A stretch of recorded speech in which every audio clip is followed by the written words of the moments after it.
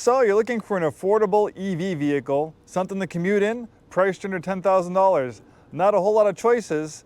Obviously Teslas are great, but even high mileage Teslas, those tend to be twice as much, almost $20,000. But one affordable commuter EV that you can get into for under $10,000 is the e-Golf, which we have right here. Hi, this is Joe from Way Scarff Ford, and today we're talking about this 2016 Volkswagen e-Golf SE. Let's dive in. This is a very nice example, great little commuter vehicle. Now, setting expectations, this is not going to go 200 or 300 miles on a fully charged. The EPA rating when it was brand new was about 80 miles. Car and Driver magazine tested one, and in the real world, I think they got about maybe 60, 70 miles of range, depending on how you drive.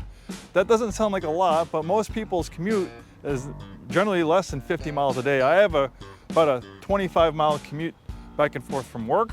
So this would be a fantastic commuter vehicle.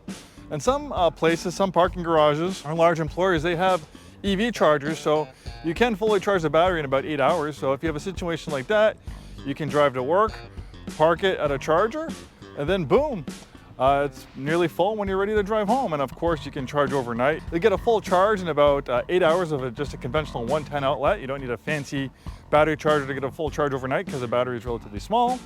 Or with a 240 outlet, kind of like a dryer outlet, and you get like a level 2 charger, you can get a full charge in about 4 hours. So fantastic commuter vehicle.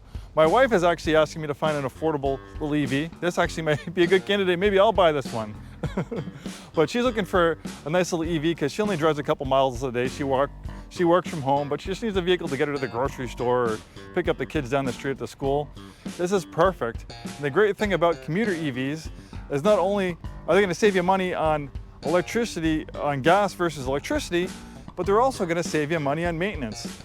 You know, comparing this to a similar 2016 gas-powered Volkswagen with 80,000 miles, this has a little over 80, I think 86,000 to be exact. That's when we start seeing some maintenance issues on some vehicles when they get close to 80 or 100,000 miles. That's when they start leaking oil. You have to start replacing timing belts, timing chains. Maybe you have to replace the spark plugs because you have thousands of moving parts. You have complex emission control systems, catalytic converters, which can sometimes be stolen. There's a lot of things that can go wrong with gas cars, but a battery electric vehicle is far, far simpler. It has dozens of moving parts. You have an electric motor and an inverter, and you have a battery, and that's pretty much it. It's almost like owning an appliance. No oil changes, no complex, high price dealer maintenance. You know, obviously you have to worry about the battery, which could be expensive, it has to be replaced. But guess what?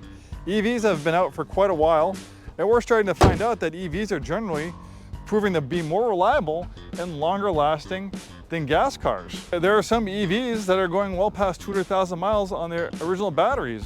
We've taken many EVs in on trade with over 100,000 miles, no oil leaks, no smoking, rattling engines, no coolant leaks.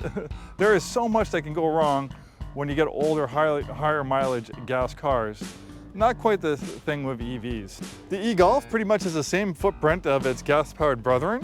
And the way Volkswagen packaged the vehicle, they fit the battery underneath the seats, the rear seats, and in the floor. Pretty much the same interior space, same footprint as a conventional Volkswagen Golf.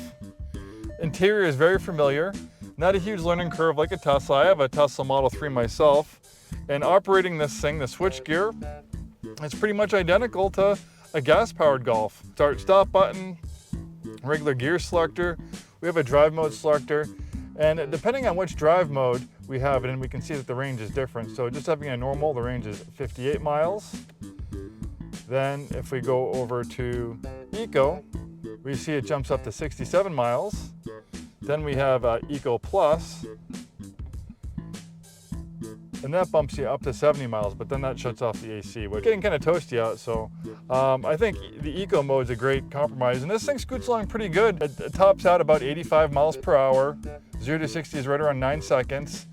And the thing with electric vehicles, you don't feel a vibration of a running engine. You don't feel the change of gears. It's very smooth. You have instant torque from the electric motor, so it actually feels a little bit quicker than 0 to 69 seconds. Probably the 0 to 30 miles an hour is probably comparable with a little bit quicker vehicles, and then as you get higher And as you get closer to the 85 mile/hour top speed, it starts to run out of steam. But like I said, this thing wasn't designed for long highway slogs. This thing was designed for around the town commuter, which it absolutely excels at. It's got a small footprint, easy to park and maneuver in a city or urban environment. It drives really nice. Volkswagen Golfs are fantastic driving vehicles, excellent handling, excellent fit and finish, cool design. I love the understated German styling. And for such a small vehicle, it's relatively spacious.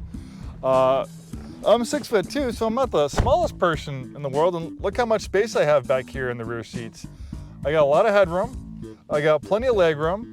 It's pretty much just as comfortable back here as it is in the front, and I had that front seat adjusted for my height. Being a hatchback, it's very practical. You open the trunk with the Volkswagen logo right there. Decent amount of cargo space. You can remove this cargo area cover, fold down those rear seats for even more cargo space. We have a road hazard kit. Here's your battery charger.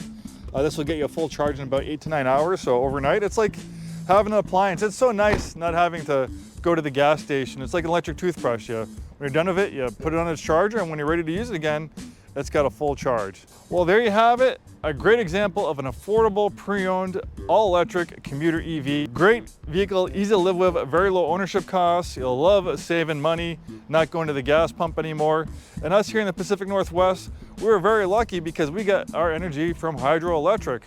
So even more so, we have some of the cheapest utility rates in the whole country. And on top of that, we have some of the highest gas prices. Our gas taxes are super high in Washington.